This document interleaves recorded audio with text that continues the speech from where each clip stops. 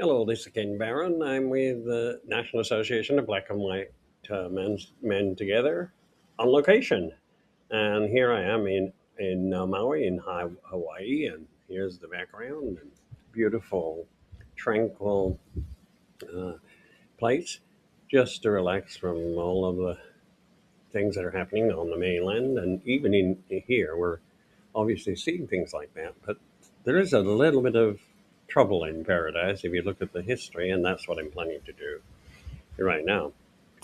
I'm doing my podcast, as I said, as a cisgender white privilege, and decided to look at this history of the state.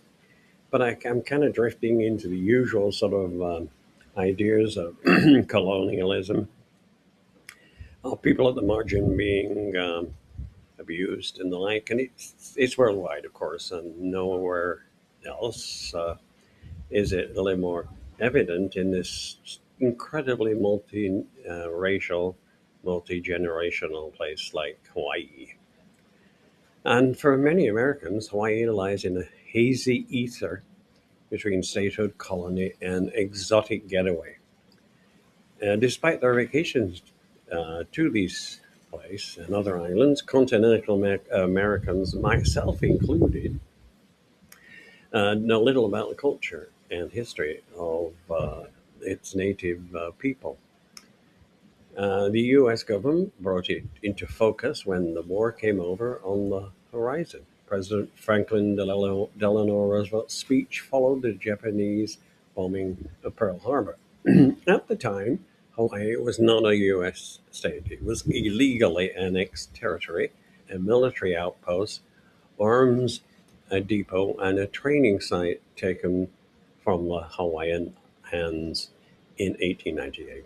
This was the culmination of nearly 2 centuries of foreigners, especially whites, interfering and meddling, and began with Captain Cook's arrival. These developments showered wealth on a small plantation elite who required a docile land with docile people for extractive agriculture. So their wish was granted by the United States military in 1893 in what President Grover Cleveland called, quote, an act of war. A cadre of businessmen and armed militiamen led an insurrection against Queen Liliuokalani, and it quickly set up the all-white provisional government of Hawaii and demanded that Washington annex the islands to the United States. The overthrow of the Hawaiian kingdom is unusual in that land theft and dispossession had all been accomplished without the usual bothersome war and costly colonial administration. Hawaii was a proving ground for imperial American desires, a precursor of what befall all other small islands and atolls which stood in the way of American imperial ambition.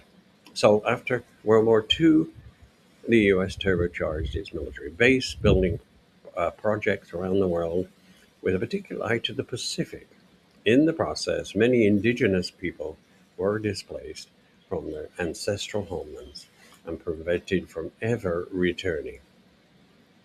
Throughout the Second World War and its aftermath, Hawaii was under martial law for 7 years. During that time, over 600,000 acres of land were confiscated, civil rights were held in abeyance, and a general atmosphere of military intimidation resigned. Hawaii is also a tourist colony. Historically, its economy rested on whaling, then sandalwood logging, and later, as most people know, pineapple and sugarcane cane production. Today, it's tourism that comprises the single largest source of private capital for Hawaii's economy. Also, sovereign debt makes matters worse. That most of the world's island nations are both formally colonized and deeply indebted is no coincidence. As the colonial project took off in the 17th century, imperial powers devoured small archipelagos the world over in a race for global hegemony. Mid-J. Oh, that's a tough one. Islands were hoarded as both strategic military outposts, like bases, and market and plantations, and there was plunder and repression, and the relationship of dependency between colonizer and colonized took hold. However massive a resistance natives put up. With 1.7 million tourists visiting, for example, Kauai each year, even non-extractive activities like scuba diving and surfing tend to disrupt the local flora and fauna, as well as traditional fishing practices. Tourism dollars tend to not benefit locals who work at big hotels, attractions, and sites but get paid a pittance. Locals generally get the pocket change spent on souvenirs, locally grown produce, or small scale guided tour outfits. Hawaii is a beautiful place, there's no doubt about it.